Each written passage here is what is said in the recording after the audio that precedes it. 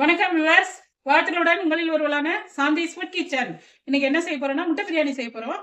அதுக்கு ஆனியன் பாருங்க, இப்படி இலையா இப்படி வரைஞ்சி எடுத்து இதெல்லாம் எடுத்து வச்சிருக்கேன். கேப்சிகன் கட் பண்ணி வச்சிருக்கேன். இப்போ கேப்சிகனை வதக்கி வச்சுக்கணும். வெங்காயத்தையும் கேப்சிகனும் லைட்டாக வதக்கி எடுத்துக்கலாம். காட்டு தண்ணி எடுத்துக்கலாம்.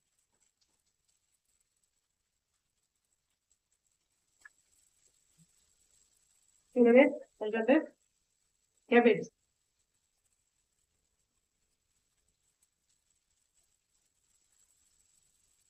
இதை லைட்டா வதக்கி பண்ணிடலாம். லைட்டா உப்பு கூட சேர்த்துக்கலாம். உப்பு நல்லா வெங்காயம்